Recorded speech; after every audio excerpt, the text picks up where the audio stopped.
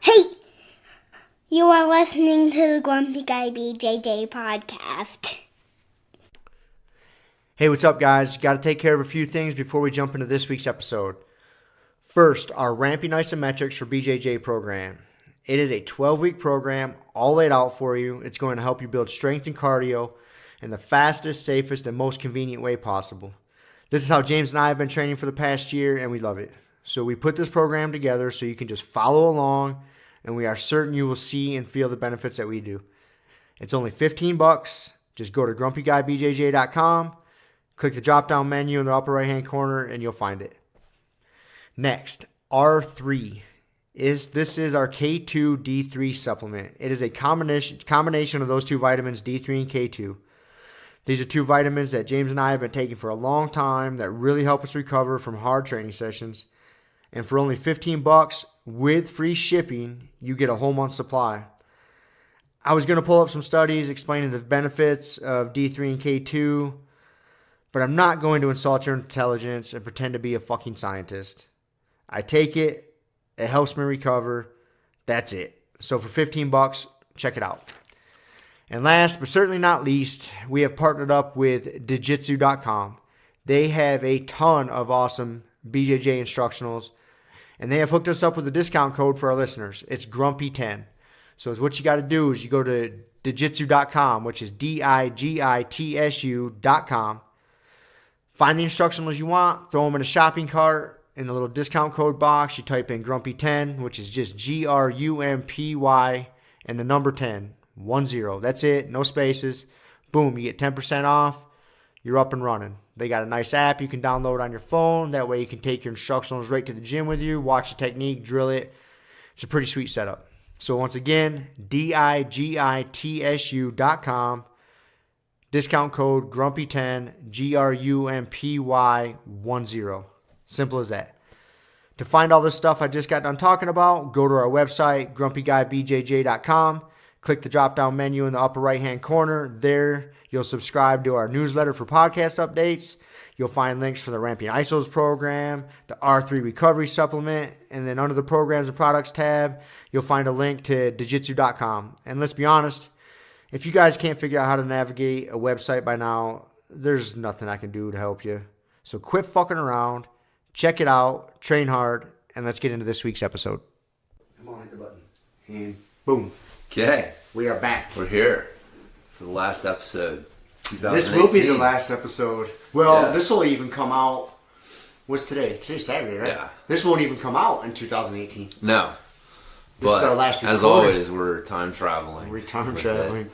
So, yeah, this is our last Recorded episode of last 2018. recording This will be the before first the year. one of 2019. Yeah, coming out in 2019. So, That's that's fucking good. crazy. That's another good milestone. I know we had like our episode 52, but making it from one winter solstice to another winter solstice says something as well. So, it's an acknowledgement. What is the winter solstice exactly? Shortest day of the year. It's not exactly New Year's, but that's kind of what it represents. Isn't that like December 21st usually or something like that? Right in that ballpark? Somewhere in there, yeah. It's December 22nd, 21st, somewhere in there, yeah. So Is it the same day every year? yes. Basically, so I was reading something on Instagram, so take it with a grain of salt. But basically, the at that point, it's at the lowest point, but the sun doesn't change. You know, it basically changes like 1 degree in the sky each day. And then it reaches a point, and for 3 days it doesn't move, and then it starts, you know, gaining, like rising back up and gaining the daylight. So then you get your spring. So it's kind of interesting, but that's the cycle. So that's kind of what the Christmas, the December 25th is the day that it actually starts moving again. So that was why it was the pagan holiday representing or celebrating the winter solstice.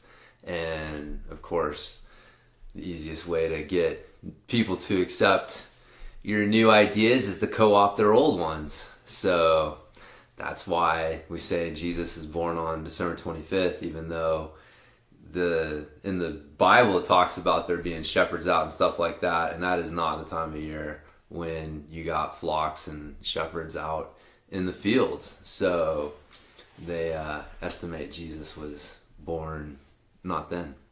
So I remember, you know, it's funny you bring it up. I remember getting in trouble. I had to go to like church class, you know, all from kindergarten up through 8th grade. Yeah. Once a week, I had to go to fucking church class, catechism or whatever you call it. Yeah. Right?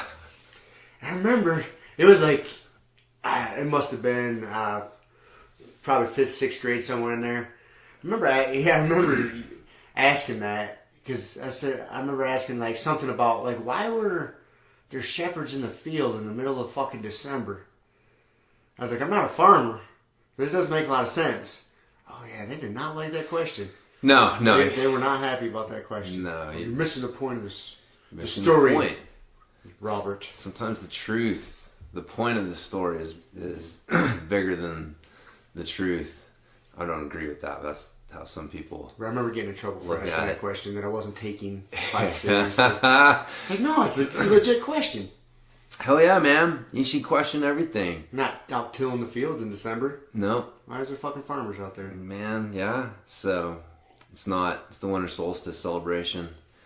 So, and that's where, you know, New Year's, I don't know exactly why New Year's is on New Year's Day and not, I guess you gotta, the months have more to do with the moon cycle.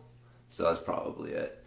It's like celebrating the new moon after the sun has started moving again back in the positive direction.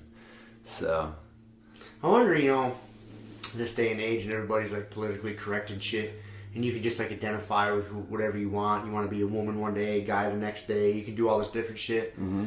I wonder if you just said like, hey man, I'm not gonna recognize your fucking days and weeks and months anymore. I'm gonna go by seasons. it's white man's time. It's white man's time. You can go back to the native time. Holding me down.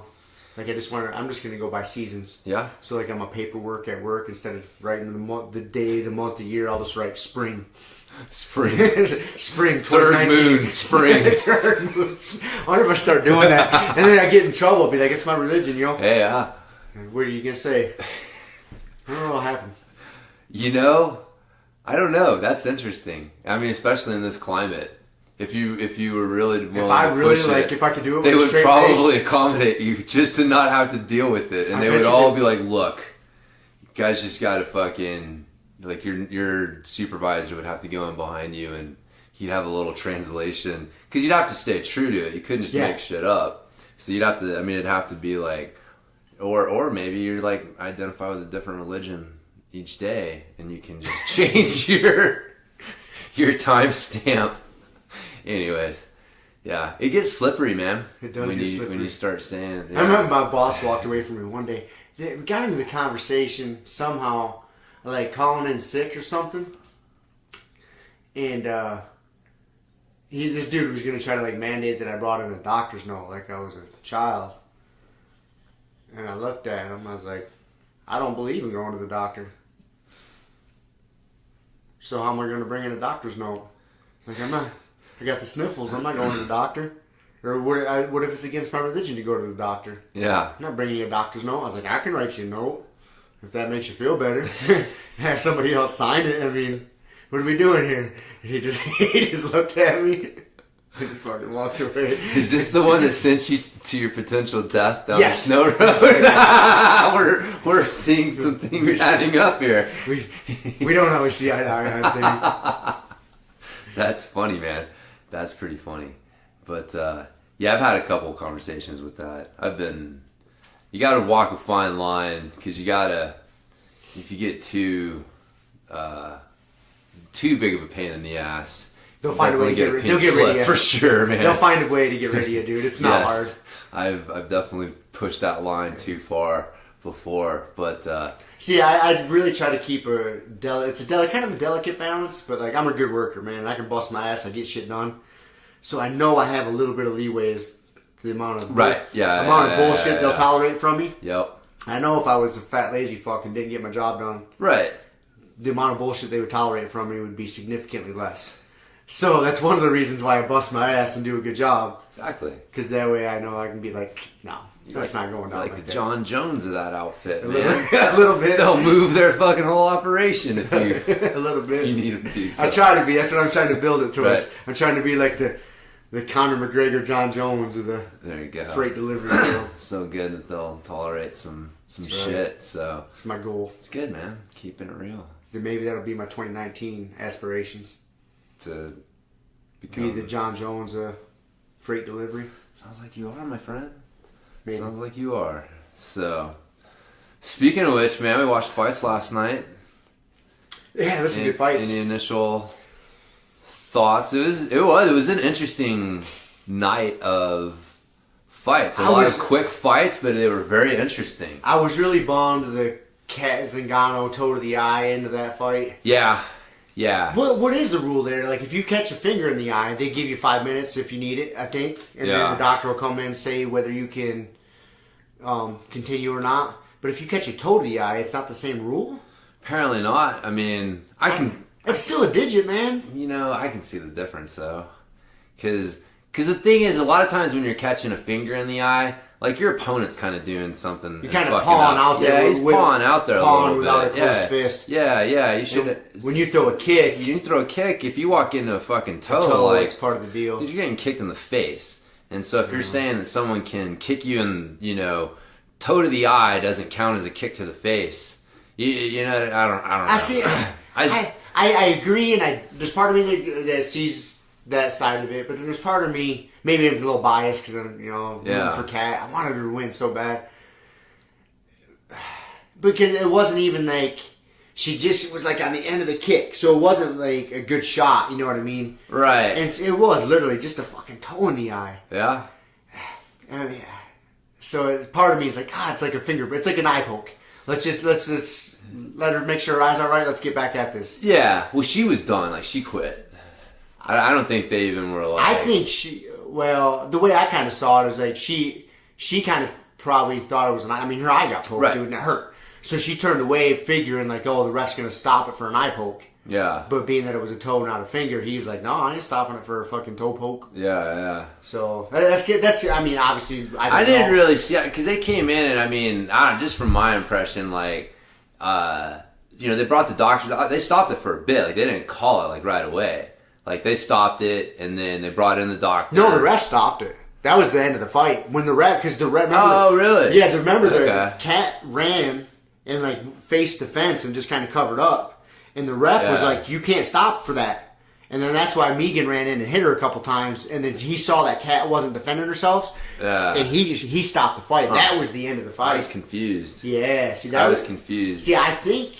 I thought when Kat went over to the fence and covered up, like kind of in that defenseless position, it was like, I don't know. I thought like at that point, that was like an acknowledgement, like, I got fucking kicked in the nuts or poked in the eye, like something's wrong. Like, because you see people do that, like they'll like walk away and then that's letting the ref know like, something's wrong. And then the ref was like there and then Megan was confused as to what was going on. No, so she followed up. Remember the replay though, you saw the ref like get in close and he made some hand motions like continue to fight. Okay. I mean, I don't know what he said, but he definitely didn't get in between them. And he got in close enough to like, he made hand motions and was telling Kat like, you got to continue to fight. Yeah. And that's when Megan's like, I'm supposed to hit this bitch. Okay. So she came in and fucking whacked her a couple times. Okay, and then once Megan hit her a few times and seen Kat wasn't going to defend herself, then the ref called the fight. So that was, I really think Kat got poked in the eye and she thought like, hey, I'm going to get 5 minutes because I got poked in the eye. And I don't think she was going to fucking go back in. Like, she looked like she was done. I don't know, man. I think that looked like it scared the fuck out of her. She's tough as shit. I know she is, but she looks... But everybody knows about the whole Winklejohn thing. I mean, you know what I mean? And so, like, it looked to me like she looked scared. Not, like, hurt. Like, she looked scared that, like, my fucking eye may be potentially fucked up and I may be dealing with, like, a lacerated eyeball and I don't want to open my eye and...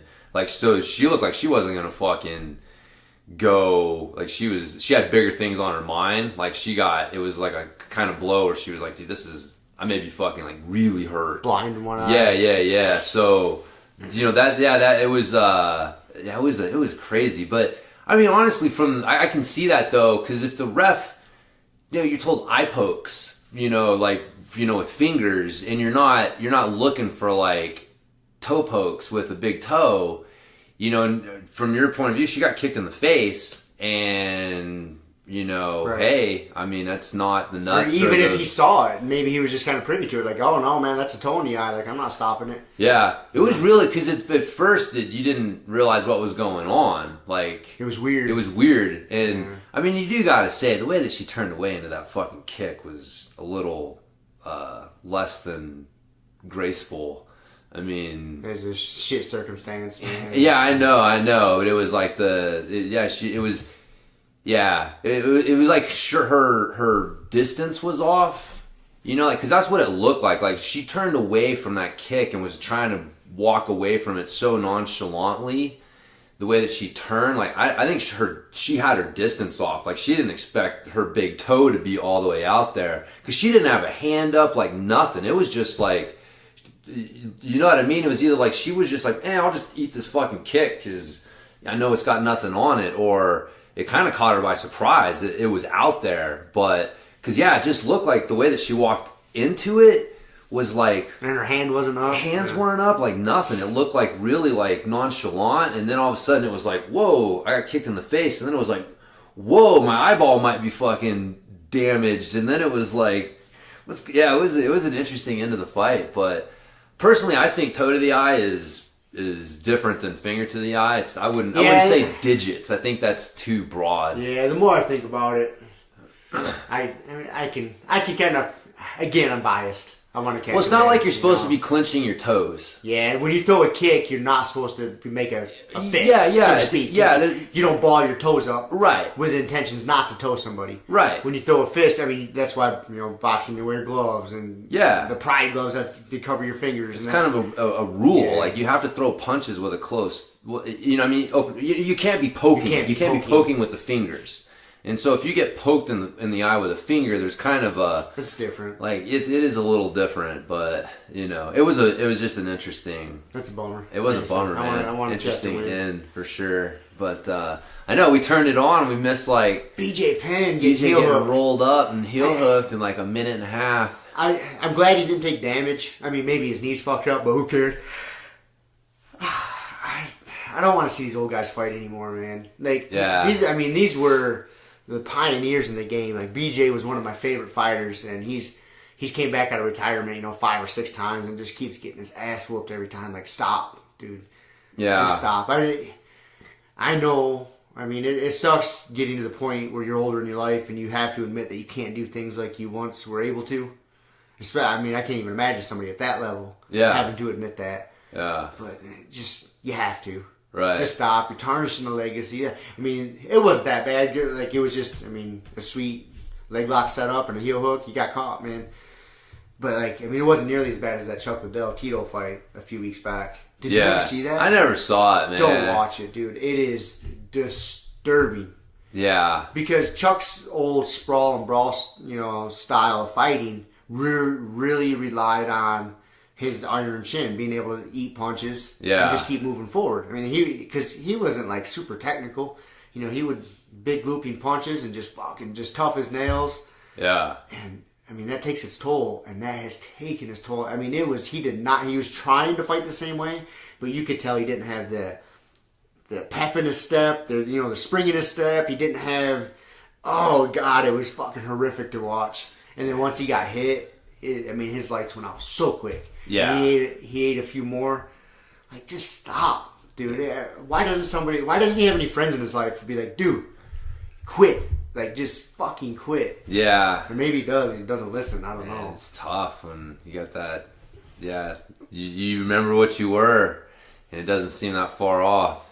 And you're like, but it was so far off. Yeah. So they need to stop letting these old fucking guys fight. I think so, man. I think it's not. It's not good for the sport. It's not good for them. Sport. It's not good for the sport. Yeah. Just stop. I know. It's tough though, man. Because like Randy Couture. I mean, he was a fucking old guy, still winning championships and shit. So. But once they see the decline and they can't do it anymore. Yeah. That's when you just fucking pull the plug. Like, just quit, man. That's the hard thing. It is. It's I know, but if they're passing the fucking physicals and, you know, I don't know. I guess the sanctioning bodies at some point hope that like they've got somebody personally around them to try and talk some sense into them, because it can be tough to like, you know, for them to, you know, be put in a position where they got to make that call, but because that may be how, like, you know, somebody earns a living, right, or whatever. And so it, yeah, I don't know, that the thing with BJ, I think, is that, and I could be wrong, but he's known as the prodigy for a reason. Like, the guy was uber talented, like talented to the point that he, you know, didn't really have to have the same work ethic and work the same way. And it, there were times when he did, and you saw what it could do, but then there were times that he didn't, and you saw where he just wasn't quite the same guy, and he had to rely a little bit more on that talent. And I think for him, like, that's what's catching up to him. Like, the consistency of your training and your effort and all of that stuff, like, when you get to this point where you're an older fighter, grappler, whatever it is, like, that's what you're relying on more than your talent, because like the talent's starting to go, like power and strength and those things start to go. And so if you don't have that super good base, and that's why I like Randy Couture, who just, dude, his fucking work ethic was top notch from day one, and you see that, and I think that's kind of what, like, the fighters, the fighters who are able, because man, there are some of these guys like are still out there fucking banging and doing well against the younger guys, but again, a lot of them were the guys that had that work ethic from day one and weren't necessarily the fucking prodigies. Yeah, the prodigies. So talent's a double-edged sword, man. I forget where I heard it, but like the saying, like, nothing fails like success, because you get success and you're like, well, this is working, why change? And if you don't realize that, like, well, because things change and you should always be looking if you can do things better, well, you end up losing in the end, because you don't change, because you're like, hey, I had success, this worked, and you just keep doing it. So yeah, that's and, you know, and times have changed. Like, if you were to take a young BJ Penn when he was coming up and just an animal, and plunk him down in the 155-pound division right now, or the 145-pound division, whatever, yeah, it's a different thing. Yeah. He's not going to be as successful as he was back then. No. It's just, he was ahead of the game, ahead of the curve back then. And he was, I mean, he's a special individual, but he's not as special by today's standards. Right, yeah. You know, that's a difference too. Yeah.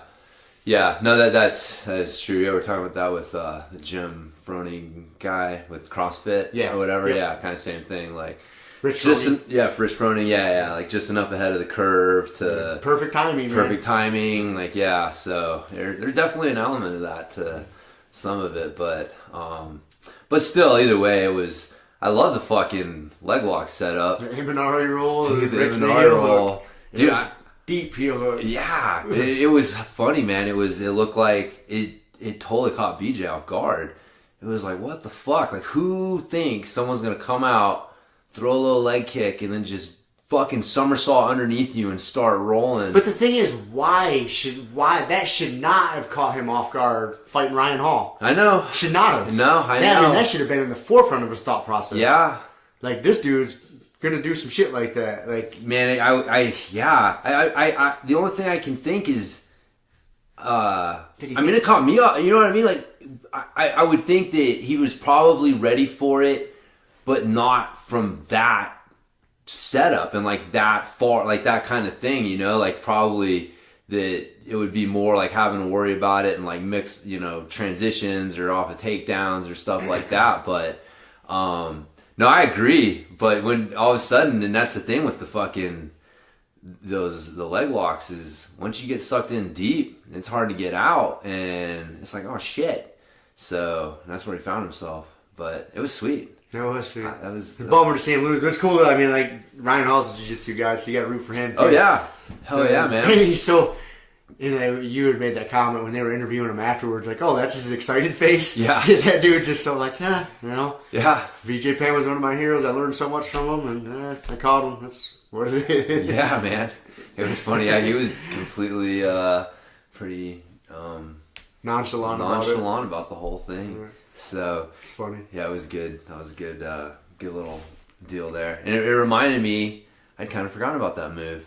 I was working a little bit today, not from the fucking low kick roll, but I like that the position where I've got my top leg in, playing like butterfly or reverse de la riva on the far leg, and then having my bottom leg out, and when I'm on the bottom, and then that's basically the position where you can set that up and like freaking come back and sweep them straight into the honey hole and start working some legs. And it's funny, I saw him do it and I was like, oh yeah, I kind of forgot about that move. So I felt you were trying that on me today. A little bit, dude. Yeah, now that I remember you thinking about that, you were trying that shit on me. I was having a little success here and there.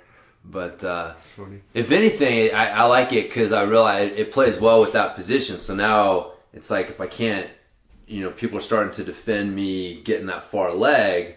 Well, it sets up me coming back and trying to attack that close hip for that roll or sweep or whatever you want to call it. And then whatever you got to do to defend that, I can start trying to fish. If I can get that far de la riva, reverse de la riva with my top leg, I feel like I got a pretty good chance of getting some leg entanglement going. So I know I watch that top leg of yours. I stay heavy on that motherfucker big time. You start showing, I just sit right on it. I'll put all my weight on it and just kind of ride it like, all right. I know, man. I know. Like, you ain't done enough fucking glute bridges to get me off of this leg. I know, man. I got to try and fucking pick my position or my opportunities well. But it's funny. Yeah, no, I know I was telling Kelly today because I'm fucking pretty tired. It's been, God, it took Christmas off, and before that, man, I think I probably rolled like 3-4 days, and then took Christmas off, and then rolled like every day since then. And so definitely getting a little tired. And told Kelly, I was like, there was just a lot of laying around looking for people's legs today. That was my strategy. As I definitely didn't have the pep in my step to try and get on top and freaking smash. But I'm feeling a little beat up today, but like Fridays are always tough training days for me. For some reason, working all day and then coming in training Friday night, like, dude, that's a tough combo for me. Yeah. My job's fairly physical. I'm fucking running around and doing shit all day.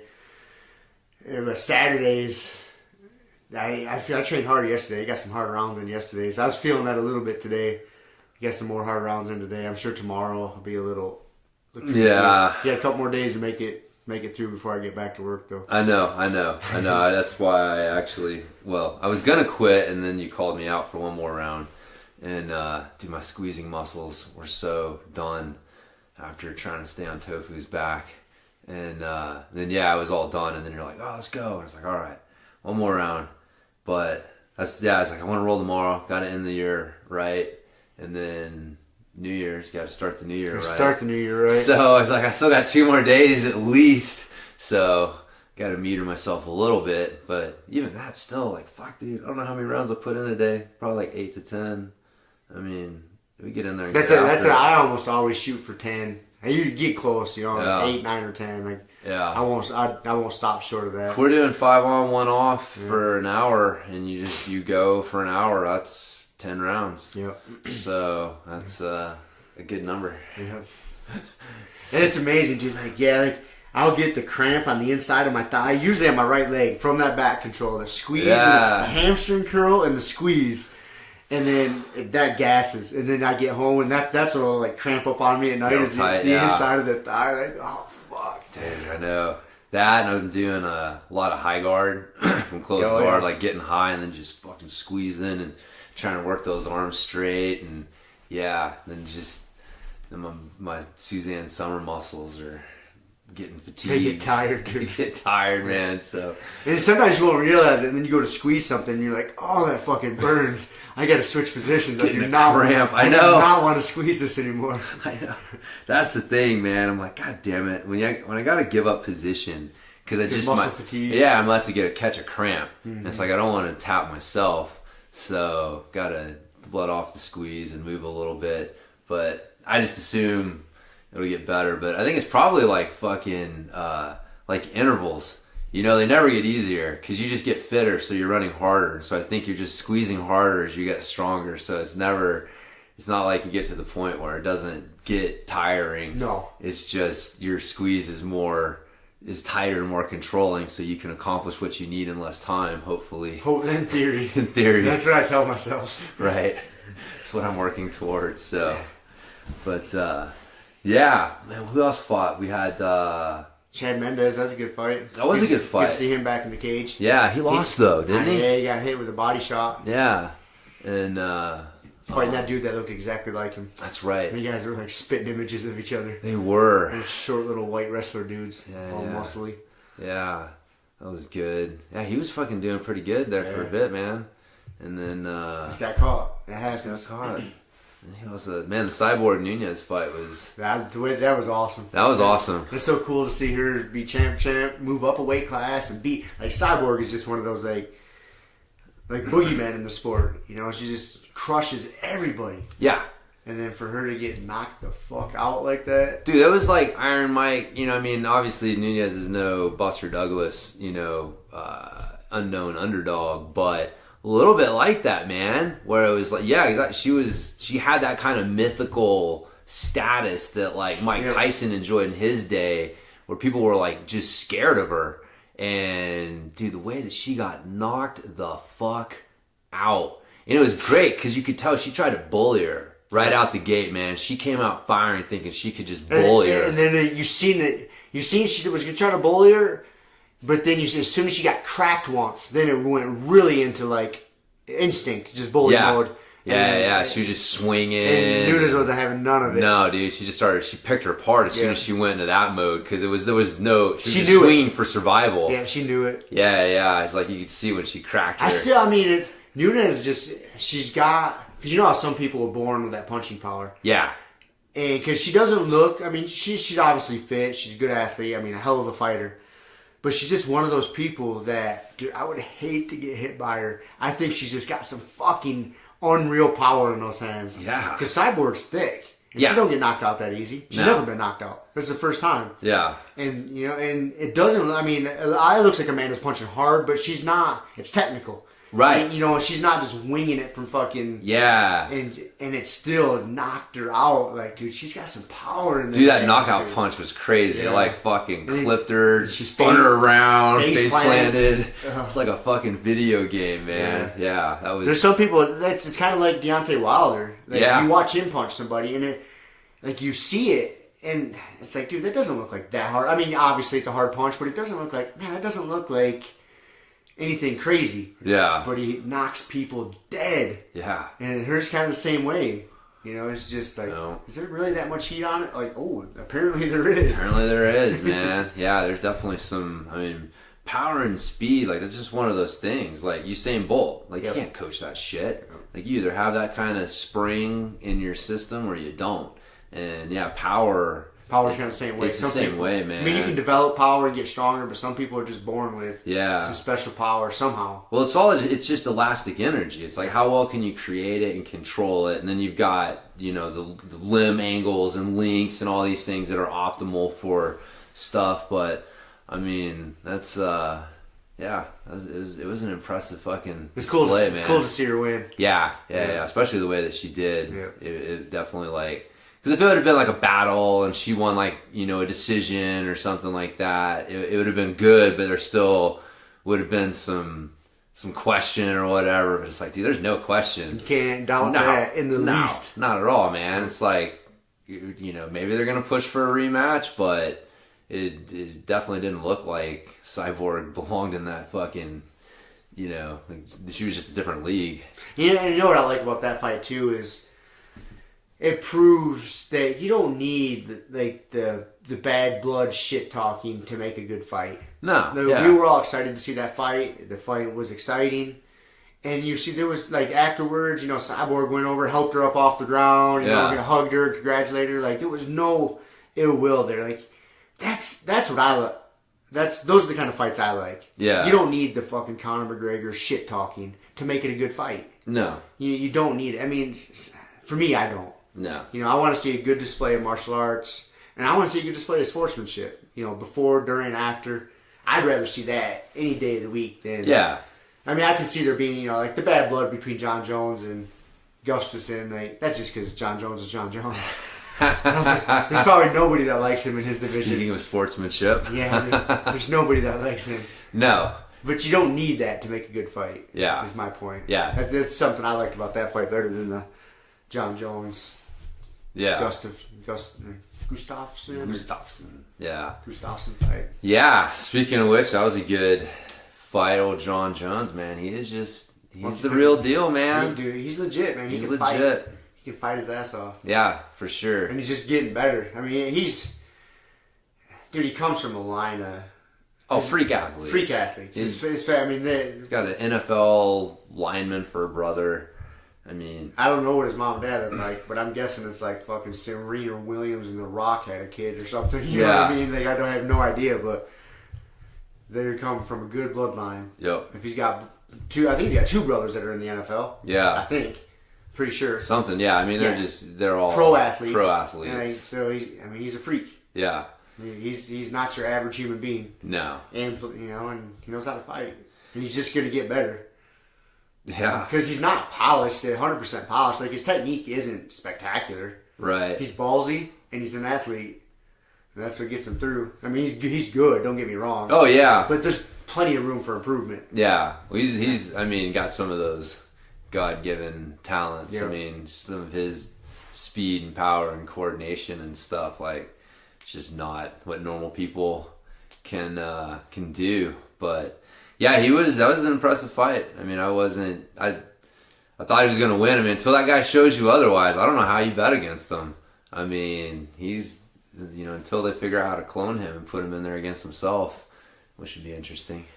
But hopefully he stops fucking up, stops failing drug tests. That's the over-under. How long? Long enough to where we can find somebody that beats him. Yeah. I don't want him to have another long-ass year-and-a-half layoff. Because of fucking drama and nonsense. Yeah, he needs a good rival. Yeah. Like that. I mean, I guess that's the thing. That is kind of interesting because DC was kind of his rival a bit, but he whooped DC's ass. Yeah, he kind of boat raced twice. That thing. Yeah, that wasn't really a rivalry. And outside of, I mean, it's cliche, but he's his own worst enemy, right? Yeah. If he hadn't been dealing with all of these problems and just is he even going to be in the UFC?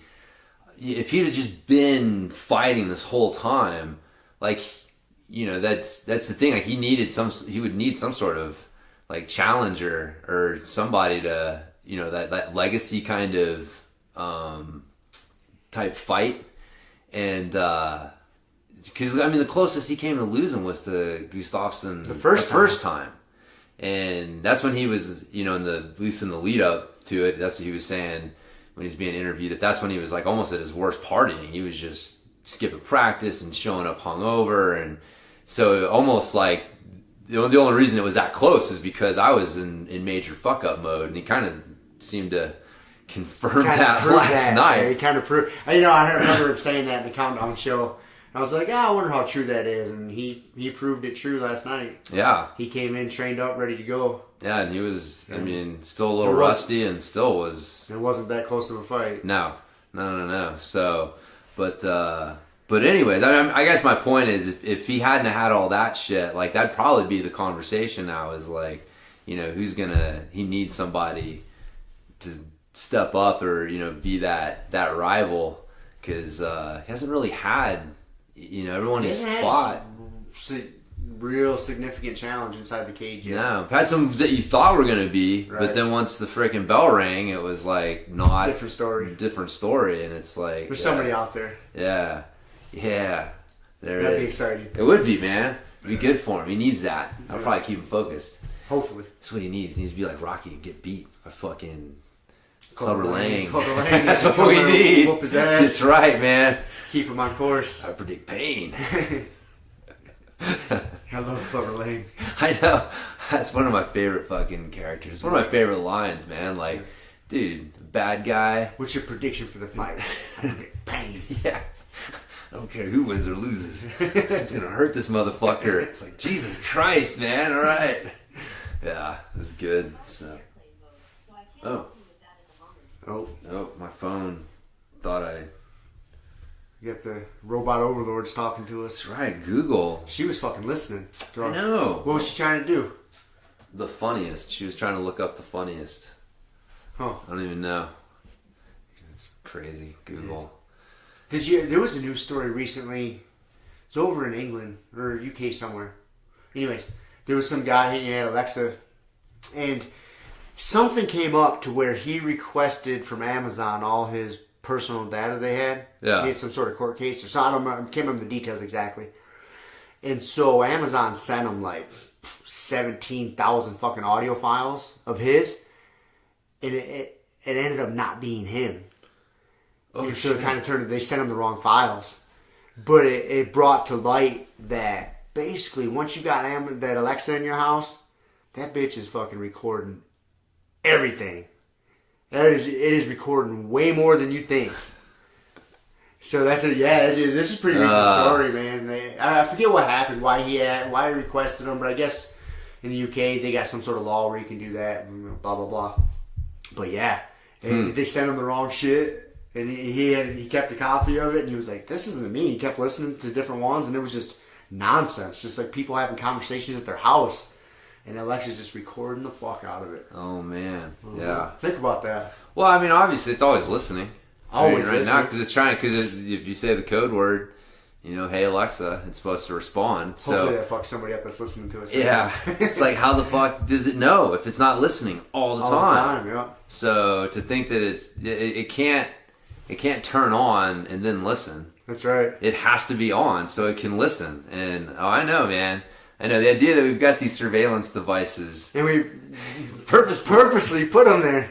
It's so stupid, but it makes life so convenient. Dude, that is the best. That's the best way to do it. Like, you just convince people it was our idea. It's brilliant. It is brilliant. It's brilliant. And it was. The funny thing is, and maybe I'm wrong. Maybe there is a new world order out there that's planning all this shit. But like, you couldn't have planned this. Like, if you were trying to figure out how am I going to bug everyone in my country and do it like you couldn't do it better than this. You couldn't. Like, to have it packaged into this thing that like they all want and they know it and they just laugh about it. It's like you couldn't do it better, and you couldn't have planned it. Like, there's no way you could have been at point A and foreseen point B and orchestrated it. It just happened. And now all of a sudden it's like, here we are with this situation. And, but yeah, that's, a lot of these fucking things, man, like who could predict it? So we're just kind of riding some chaos, and then people figure out how to take advantage of it. And then you get Google listening to me all the time. All the time. All the time. So Siri, Google, and Alexa. It's funny when you had your boy there, Z.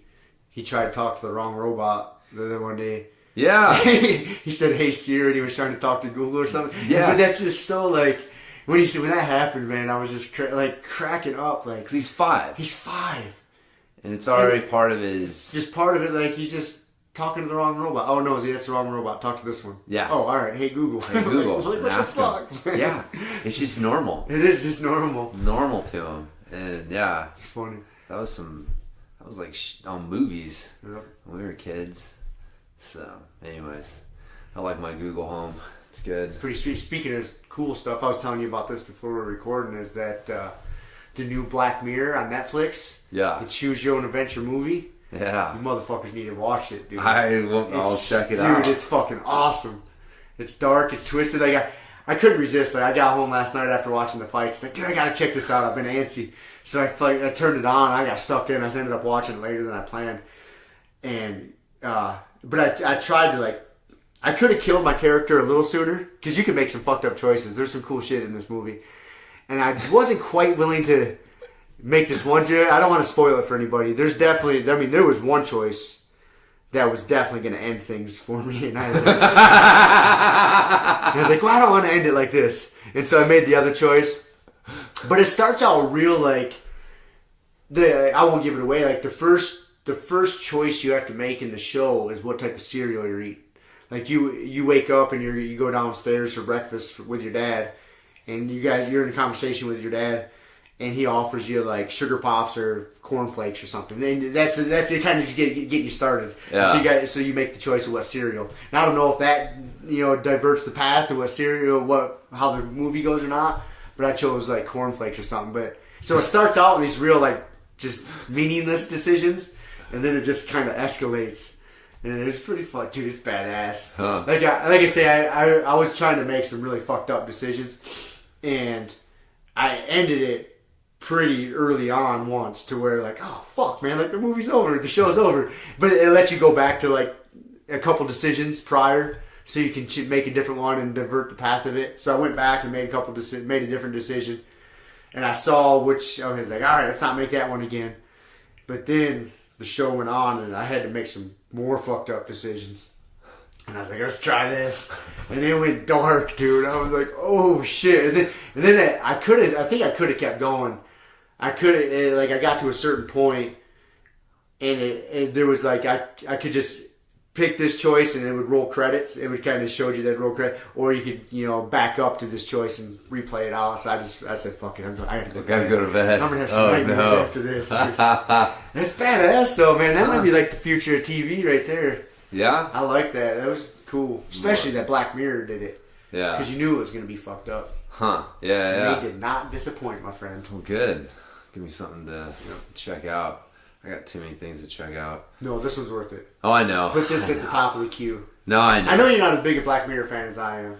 No, it was good. I liked the show. There was just did you make it through all of them? Dude, I don't know that I did. I was looking back, and I think that I don't know that I did watch all of them.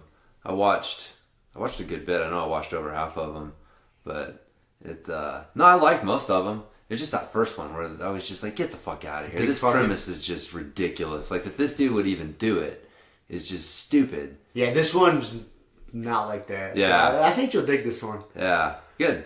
No, I'll check it out. Gotta carve some time out of my Odyssey fucking Assassin's Creed for it. So. This is worth it. Okay. And it's almost like you're playing a video game. Yeah. Because, you got certain choices to make, and then it plays out. And when I was watching, I just had my PlayStation controller in my hand. Because it vibrates when it's ready to make a choice. Huh. And it tells you, and you only got a certain amount of time. I don't know what happens if you let it time Probably out. just picks the picks highlighted one. Yeah. Like so, you only get like 10 seconds to choose. Huh. So your controller vibrates, and you got to make a choice real quick. So you don't get to think too long. Oh, that's good. Yeah. Okay, yeah. Check that out. It does sound, it sounds like a very interesting way to do it. Yeah. And because the replay value is there. Because like normally you would just watch a show and you're done. Yep. And so instead of like making several shows, you just invest in one that has these different paths that you can take. And then it's like encouraging people to just keep re-watching that. Dude, I'm pumped. I want to go home tonight and try to make some other choices and see what happens. See, dude, this is going to be a Black Mirror episode because this is not. People are going to figure out how to abuse this technology. I don't know. I like it because think about it from an advertiser standpoint.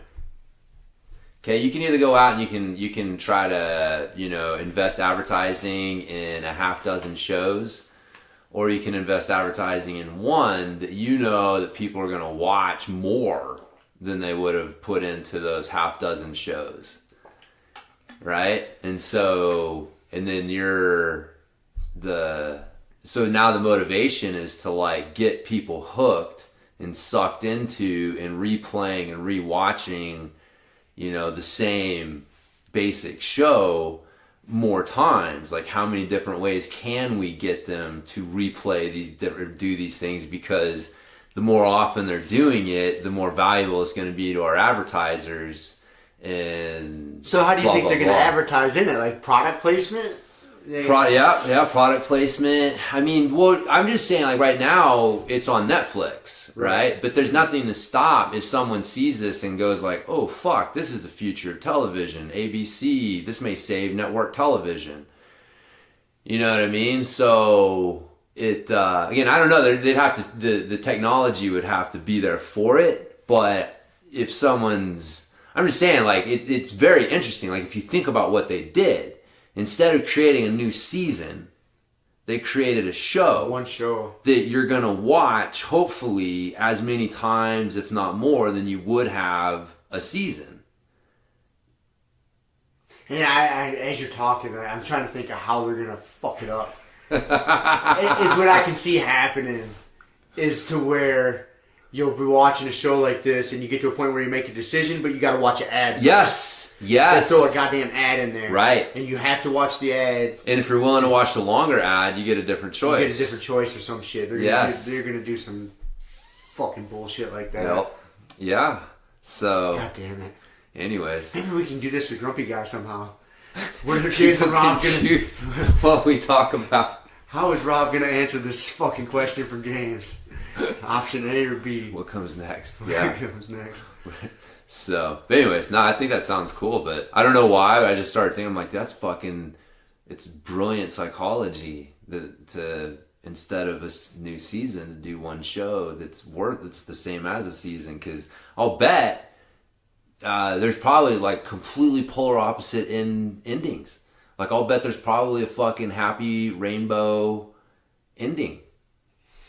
Maybe not, but that would make it even more twisted if you realize, like, holy shit. Maybe I'll make that my This goal is the tonight. Same fucking show. Let's see if I can go down that rainbow where everybody rides off into the sunset happy ending.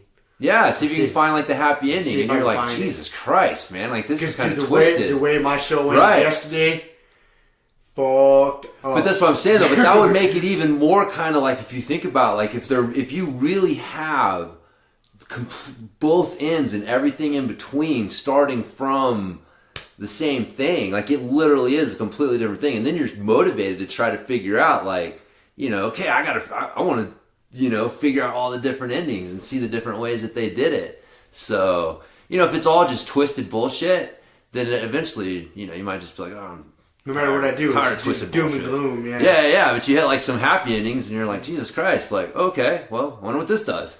Like, I don't know, maybe not. But that would be pretty cool. That's my goal tonight. Because as you were saying, like, I'm like, dude, if it ends like that twisted, like, I'll bet there's probably like the polar opposite, like some, maybe not like totally happy, but like a positive-ish ending. Not quite as dark as right. When I had the decision I had decide to whether make to cut up bodies or not. Yeah, I don't want to, like I said, I don't want to give any spoilers, but I will put this like, I got to the point where my character had to decide, do I bury the body or do I cut it up? What do you think I chose?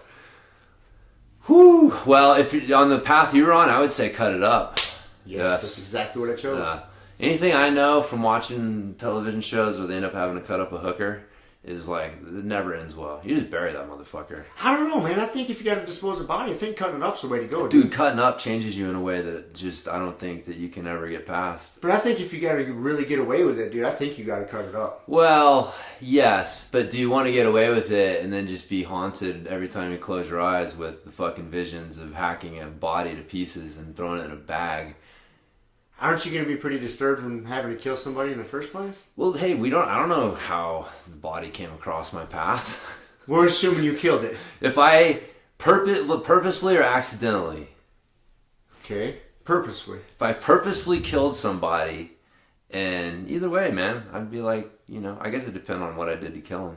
If I already started the job, then I may just finish it. But if you just took someone out clean, little fucking, double tap to the back of the head. You're fucking hitman now? Okay, alright. Alright, I like this discussion. Let's say James is driving out in the mountains by himself.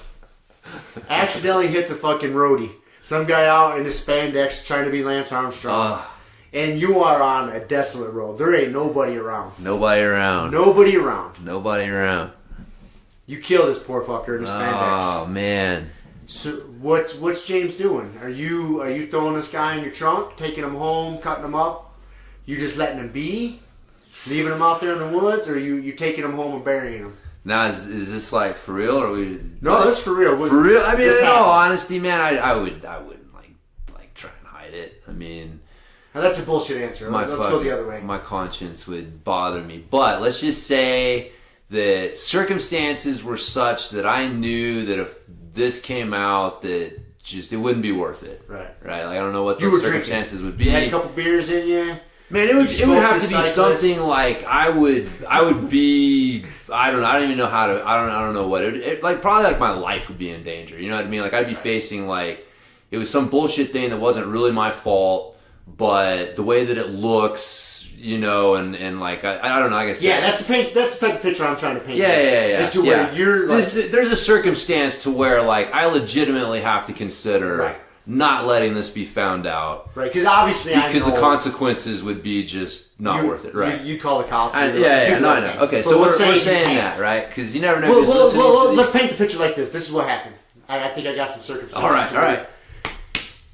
You found a really good mushroom hookup, and you went and you got like a fucking duffel bag full of psychedelic mushrooms, and you're bringing them back, and you accidentally run some fucking dude over.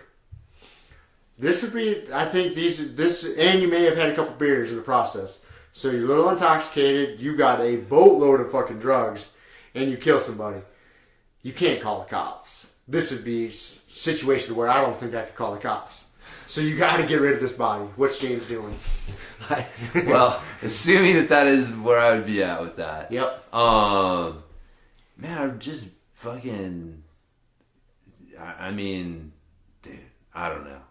Because again, I mean, in all honesty, I just fucking try and bury him in a shallow grave and wait for the fucking wolves and coyotes to get him and be the end of that. I mean, I don't know that I would hack him up into pieces or anything crazy like that, dump him in a vat of acid or anything. But, you know, I mean, that's the...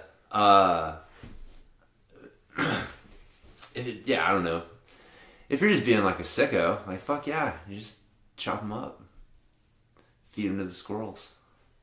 The squirrels eat body parts? I don't know. Feed them to the pigs. Pigs. That's it. You gotta go to find a pig farm.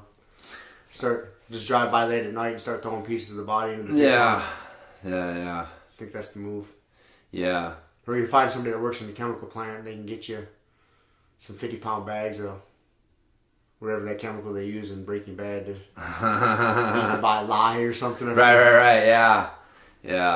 See that kind of, that's like when you have to be a different psychological person to do shit like that. Like the kid that gives the person who gives your kid a kiss and tucks him in at night can't be the same person who's fucking hacking up bodies and, you know, doing shit like that. You know what I mean? Like that is a life-changing event. Yeah. Like there would have to be like two different people going on there. Like you can't. That's usually what happens with the people that do that. Right, and that's why I'm saying like that's where you start to get driven nuts. Like there's a lot of movies where, like that's the premise is like for whatever reason.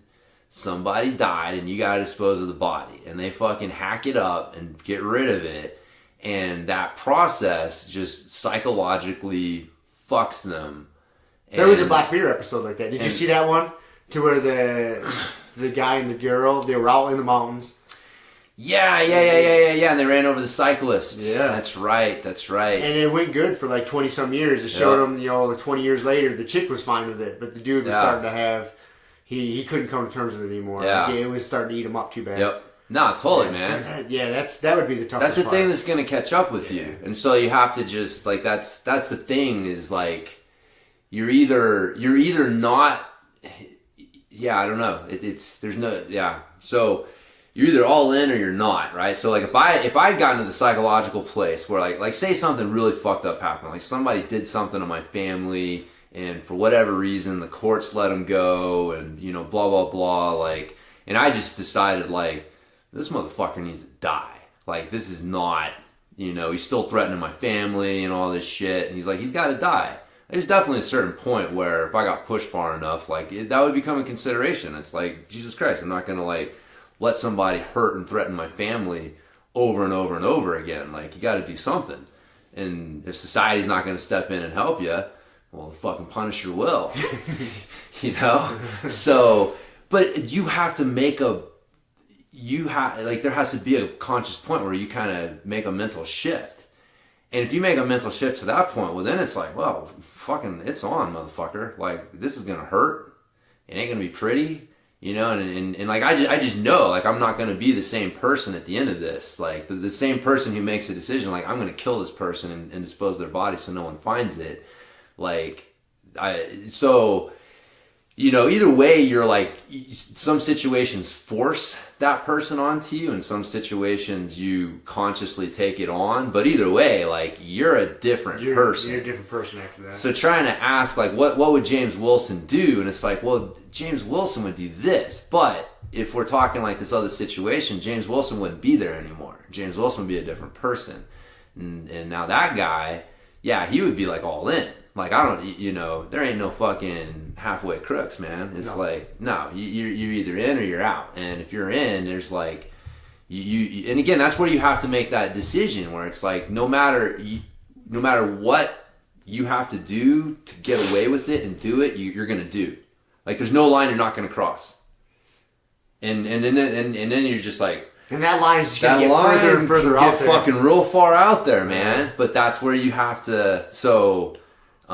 next thing you know, you're killing the barista because she fucked up your venti Americano or something, or she because that line got pushed too far out there. yeah. So but that's what makes those shows so interesting, because you're watching them and you're like, these are just normal people, and if you know, you can kind of put yourselves in their shoe and be like, Jesus Christ, I'm glad I don't get put in these situations. It's fun to sit here and hit the remote and, like, you know, make decisions like I am, but really, if I sat here and I smoked a bowl and I really thought about, like, what it would be like to have to do that, like, that's not a psychological space that I want to occupy. That's why I really like those shows, and that's why this one really got my attention. Like, I got the email from Netflix saying they added a new show that I might like, because they know I'm deranged from the other shit I watch.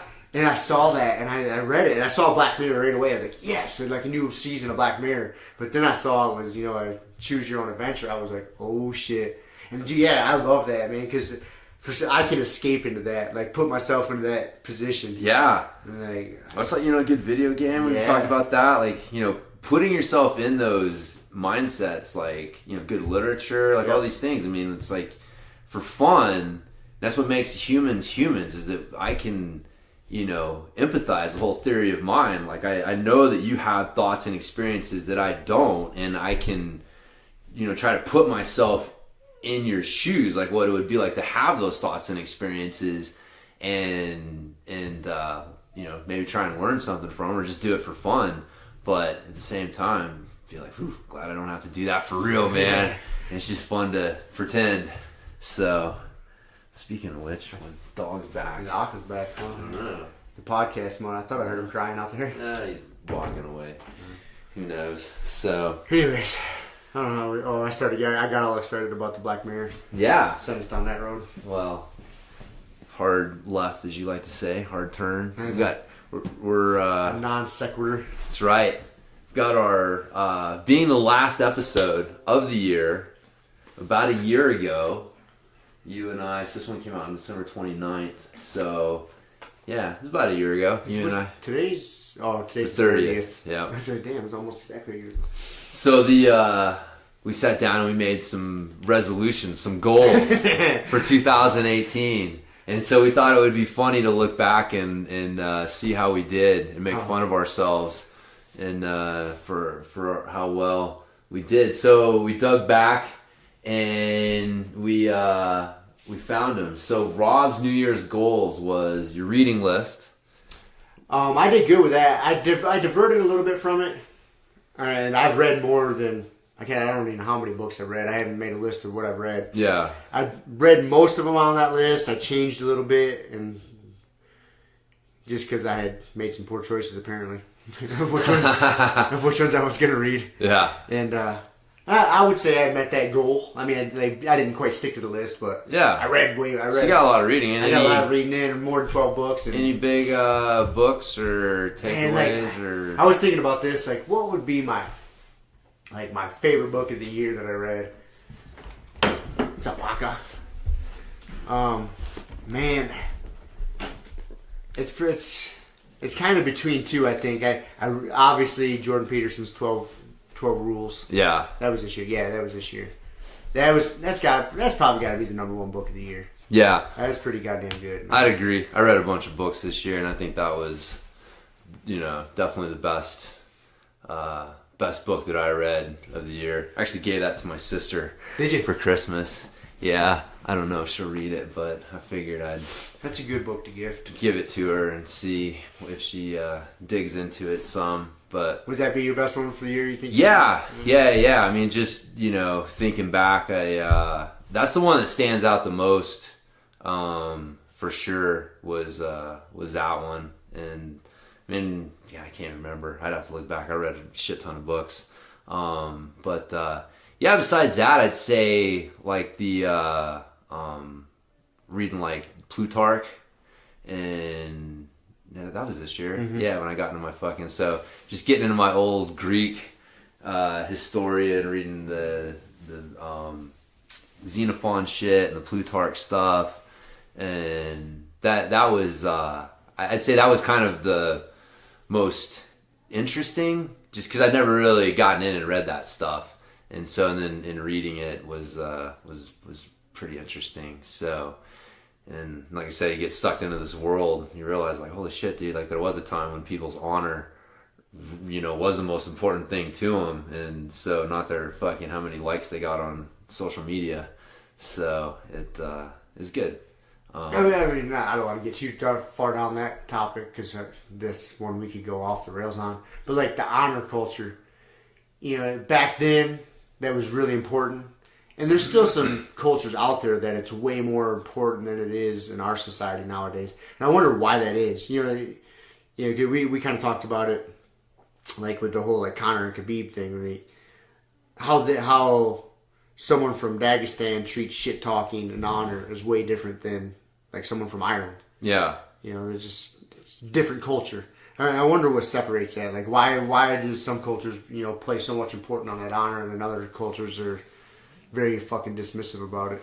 Yeah, and even within, it's funny, like, even within, like, our culture, like, different areas, like, you go down to the South, like in Texas, and the South, like, honor's still a really big thing. You go to some of the more liberal areas in the country, and honor's like this kind of antiquated thing that people laugh at and, like, ha ha ha, and so it's definitely, but overall, I see what you mean. I mean, personally, I think that because the whole honor thing was always a matter of, like, what's your status within the tribe?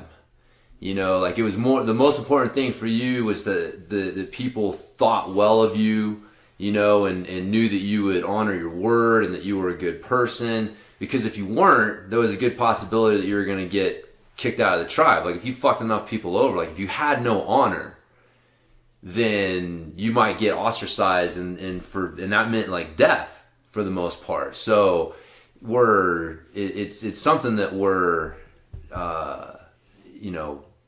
it served a purpose.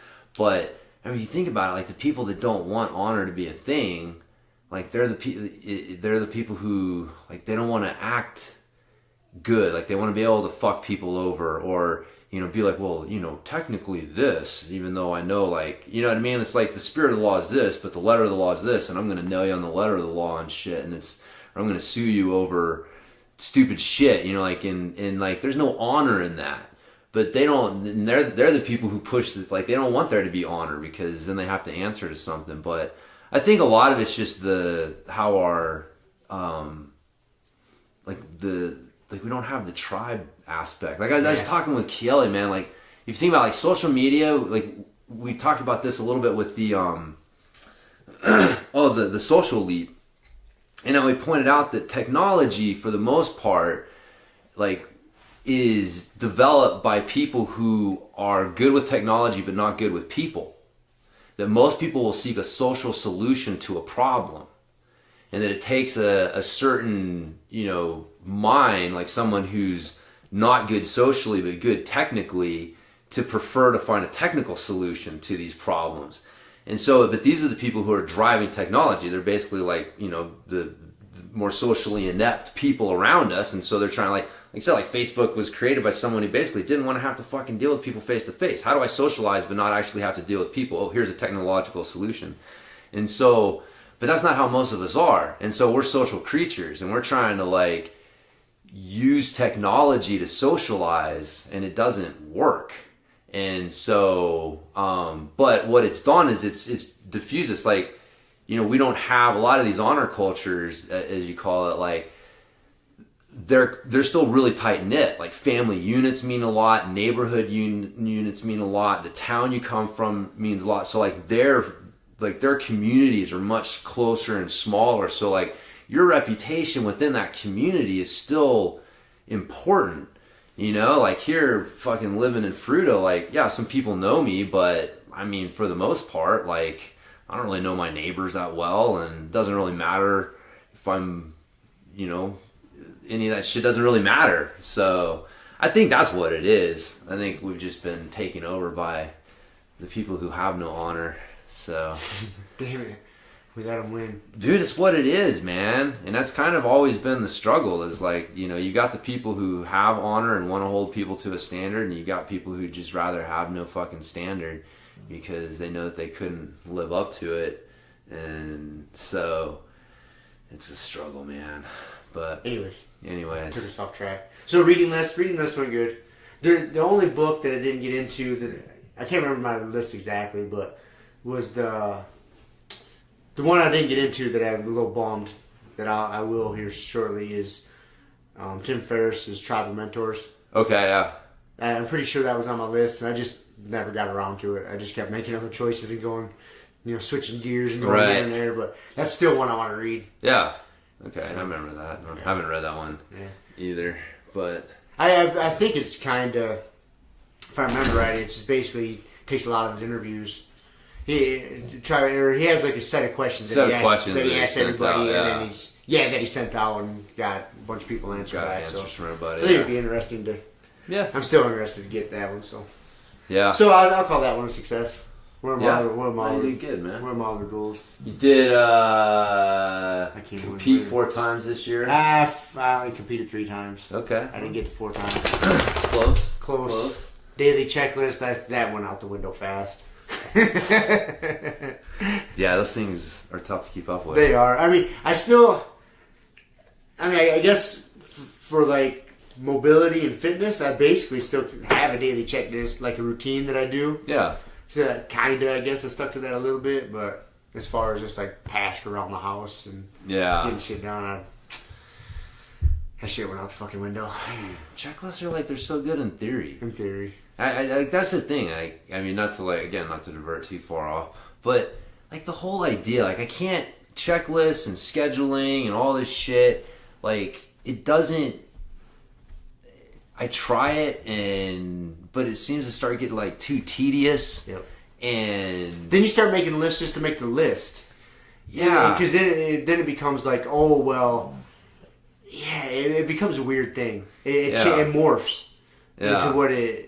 When you're trying to do it too much, like it morphs. I still see the value in it is if you got a real busy week or day coming up. Right. Like, all right, you got to sit down and write down, like, I got to get this done, this. All right, how the fuck am I going to do this? Yeah. You know, so then I understand the benefit of it, but just not every day is like that. Yeah. Well, at least not in my life. No. Not every week is like that. So then you start making checklists just to make fucking checklists. And then once you get to the point to where an item on your checklist is to make the checklist, that's when you're like, what am I doing here? What am I doing here? Crumple this piece of paper up, throw it out.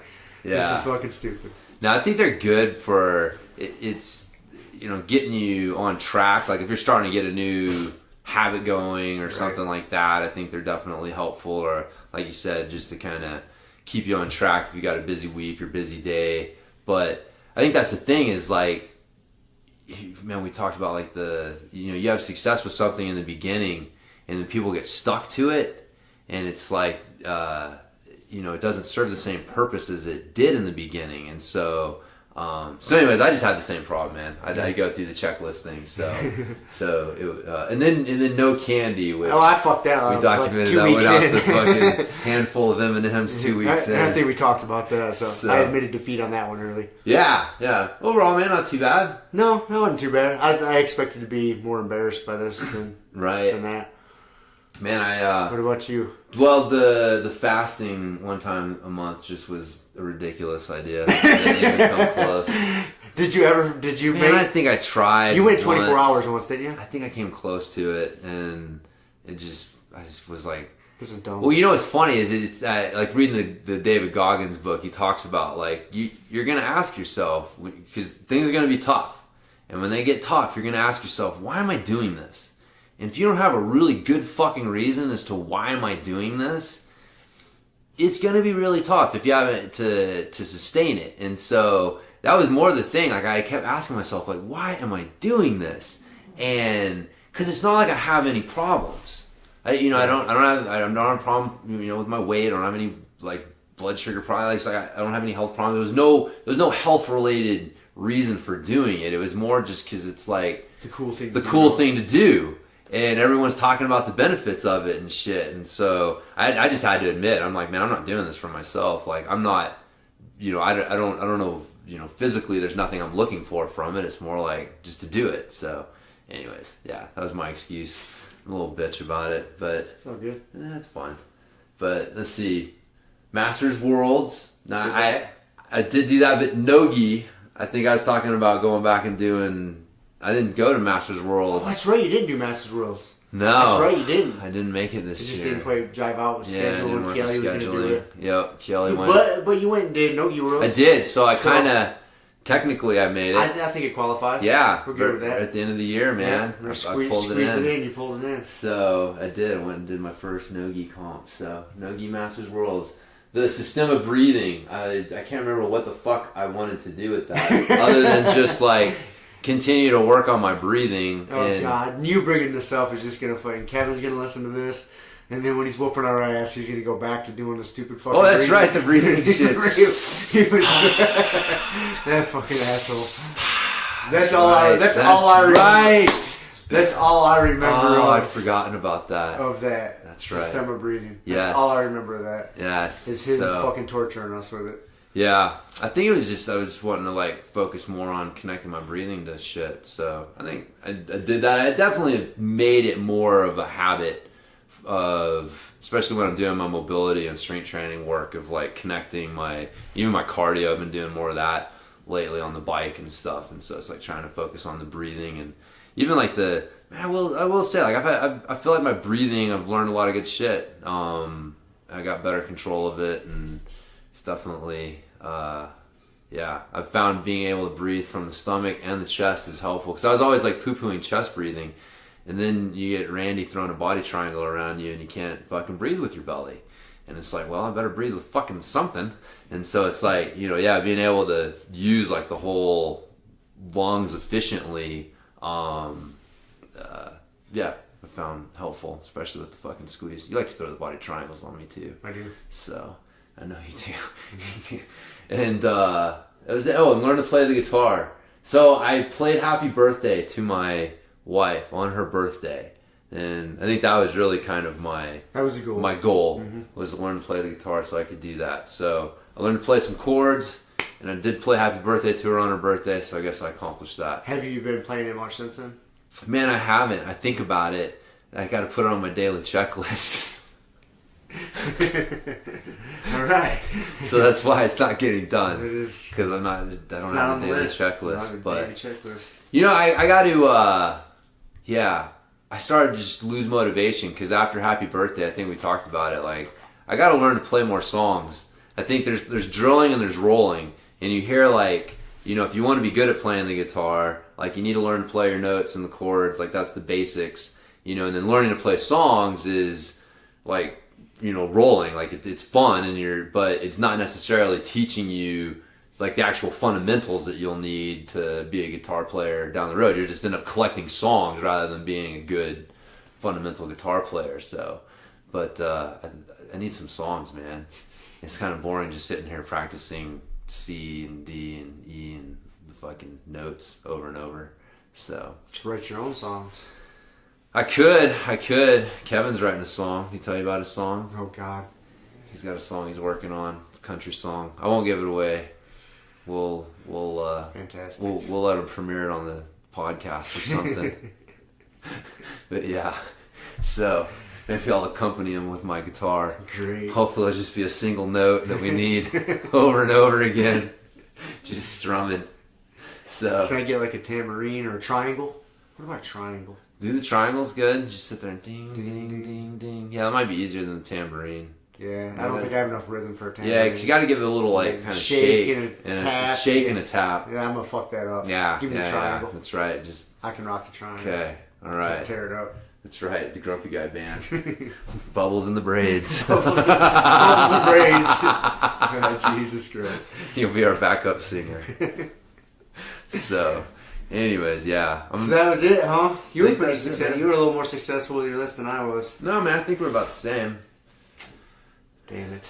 Ish. Yeah. Ish. We didn't do as bad as I thought. No, I just knew I fell so flat on my face with the fasting one that I thought I just fucked it all up. I couldn't even remember what all mine were. I know, that was funny. It's like we had to dig back onto the show notes. But, So that being said, yeah. What's your aspirations for 2019? Man, 2019, my aspirations for it. I don't know. I haven't sat down and thought about it yet. As we were talking about this, I realized like, fuck, I haven't really thought about what I want to get done for next year. Fuck, man, I don't know. I haven't really thought about it either. No, maybe we'll think about it and we can give ourselves something to laugh at for a year from now. We'll talk about them on the next episode. But maybe we can just talk about why New Year's resolutions are stupid for a whole fucking episode. We could. We touched on that last. You should just be setting goals anyways. I know, that's the thing. Is like I've got my short-term goals. I've got applied for the Fight to Win Pro, so I might have that coming up in February. I will say that's going to be one of my goals for next year. I would like to do one of the pro shows. Yeah, even if I don't get this one, I'll keep applying until I get one. It'd just be fun, man. I think the experience. I can't see how I would regret the experience. I just think like it'll be something that'll be fun to look back on and be like, man, that was cool. Like coming out like a fucking pro athlete and some lights and music and shit. What's going to be walkout music? I don't know. I want to see if I can do broccoli, but I want you to come out to Why Can't We Be Friends? Remember when Homer Simpson came out and Homer Simpson was going to fight Dredrick Tatum? Yeah. He's kind of like the Mike Tyson character on The Simpsons. Dredrick Tatum. And I think that was his name, if I remember right. it. I think so. He came out to that song, Why Can't We Be Friends? That's right. I think that's what you should do. Yeah. That'd be pretty dope. That's right. Or Why You Want to Hurt Me. Why you... Who is that? Is that like our... That Boy George. Boy George. Shit, that would be pretty good, dude. That'd be good. That would be pretty good. Yeah, so, I don't know. We'll see. I'll take some... I'll think about it. But anyways, I know that'll be one. But yeah, I'm just trying to keep up with my fucking training. I know I want to try to bulk up. I'm going to try to keep going with that. Jacked. Get up to 175. I'm hitting like 169, 170. I'm going to have to fucking get on this getting jacked train. You're trying to get jacked. Fucking Kevin's getting on the TRT. Yeah. At least he's trying. That's right. Yeah. That's all we need is TRT Kevin. Fucking crushing our souls. I'll be D-ball Rob. D-ball Rob. I know you're funny. I think my D-ball levels are low. I gotta get them tested. I was talking about getting their testosterone levels. Like, I guarantee you my D-ball levels are low. Right. Give me a prescription. That's right. See if my HSA covers fucking D-ball or not. Maybe not. I don't think it will. So, yeah. And, yeah, that's kind of my short term, man. Just trying to... It's the funniest thing about it today, just because I've been training so fucking much lately. It's like my whole day. I know I'm going to have to go back to the real world eventually. It's just with the holidays and just kind of taking time off. It's what do you mean by going back to the real world? How is this much different from how you fucking live life normally? Well, you haven't been on vacation. I'm going to have to do some work eventually. Shut up. I got some things that got to get done. So, Pedals don't just sell themselves, Rob. Mostly they do. Mostly they do. But no, man. My whole day these days is just fucking get up, train. It's actually, dude. It's hard to man. We train hard at say you train at noon. You get there, bust your ass. You go home and eat and shower. Yeah. To get the motivation to do a lot after that. No. It's a little tough. It's a little tough, man. You gotta fucking really suck it up if you need to get something done. Yeah. Wednesday I did noon and... If you do 2 days, don't plan on getting anything done that day. Yeah. No. Relaxing, eating, and getting ready for the next training session. That was it, man. I came home. And then coming home and relaxing. I remember I was leaving noon and you texted me and you were like, what time are you training this evening? And I was like, Rob, you just fucked up all my plans. All my plans. I was going to go home, have a beer, and spend the rest of the day playing my video game, feeling good about myself because I trained. And now here you are. Now I got to go home, get some food, take a nap, get hydrated, completely change my entire path of my day so I can get back in there and train. But it's good, man. It's fun. I mean, I love the holidays. We talked about this over Thanksgiving. It's like some people are like, take the holidays off. Yeah, how do I keep training over the holidays? Like, what the fuck are you talking about? I need a break after the holidays. I'm sort of looking forward. My body's looking forward to going back to work on Wednesday. Yeah. There's people are off and they're in there rolling, and it's like, hey, I ain't passing that opportunity up. I'm getting in there and training every chance I get. So, be in there tomorrow and the next day, and so. But yeah, tomorrow's the big New Year's Eve. You doing anything exciting for New Year's Eve? No, I forgot. Somebody told me that they had something going on tomorrow night, but I forget who the fuck it was. I'm sure Kelly knows who it is. But they were there today. Who was it? I can't remember. They told me and I was beat up, man. I was tired. I firmly believe in staying the fuck home on New Year's Eve. Really? Yeah. I mean, I probably will. Dude, staying up till midnight is tough. That's a little dumb too. I don't know if I'll stay up that late unless I'm watching Black Mirror and trying to find all. Right. That's what I mean. Like just going over to somebody's house for a party to stay up till midnight. Being out man, trying to get in a wreck with some drunk motherfucker. It just seems excessive and unnecessary. That's right. Just another goddamn day. Yeah. But I need to go out and make this big fucking ordeal over it. Well, it's not. It's more for me. I don't really give a fuck about the day. It's like if there's something going on with some people I want to hang out with, I'll consider it. And but see, here's my problem. But I don't give a fuck about the day. Yeah. Well, here's my deal. Like, we all hung out last night and watched the fights. Yeah. And so I was pretty social. You were. For me to have to fucking build up my social tolerance and do it again tomorrow night, I don't know if I can do it. Well, I only have so much of that in me. That's how you develop the calloused mind, my friend. You gotta callous your social mind. That's part of my mind I don't need callous. No, man. You don't need to have that shit calloused. I don't think there's anything. Like I said, I'll probably be here too. Watch the ball drop at 10 o'clock and play my video game and call it a night. I gotta go the fuck to bed. Yeah, dude. You gotta train tomorrow. I gotta train, exactly, man. Start the new year right. So, yeah, that's my resolution. Just fucking train jiu-jitsu and just keep having fun. Cool. So we call that a wrap? I think so, man. Let's call it there. I haven't eaten yet today. Dude, Snakey. I swear to God, man. I haven't seen that snake for a week. You know, last time I saw him? When I was here? Yeah. He knows when we're here and we're recording, man. Dude, he comes out for you. You're his friend. He hears my voice. It's like... You're his godfather. If anything ever happens to me, I'm willing Snakey to you. I'll get him Jack. Yes! Snake D-ball. I'm feeding him mice. We're getting this fucker huge. Fuck these little fish. He's getting big, dude. We'll make him terrifying. Yeah. Alright. Anyways. Enough of that. That's it, man. All right. Last recorded episode of the year. Fuck yeah, dude. You guys will hear this in 2019. Here's to another year of Grumpy Guy BJJ Podcast. Fucking A. Hell yeah. See you. All right. See ya. Thank you for listening to the Grumpy Guy BJJ Podcast. Thank you all for listening. You can find us on Podbean, Apple Podcasts, Spotify, and wherever else you listen to podcasts. Please make sure to subscribe and leave us a review. It really does help and will allow us to keep putting out episodes. If you have any questions, comments, or ideas, hit us up at grumpyguybjj@gmail.com. Also, go to our website, grumpyguybjj.com, and get signed up for podcast updates and get our free BJJ Improvement Starter Kit.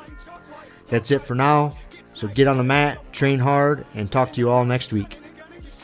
Down clown with a permanent rep, a hermit now, boom. Doggy stool, foggy, cool, got a froggy outside Molly dude. Melancholy Daisy dude, hanging by the lace of their shoes. No trace of the tools, shaped in your face, fuck the rules. Snooze, you lose. One eye always open, in times two, no clue, but soon a brief monsoon might give you a view to choose. Stay tuned, include, won't conclude. To the end is near you where there's consequences for what you do. To me, a demon, a devil of many levels. I keep on feeding for several of them rebels.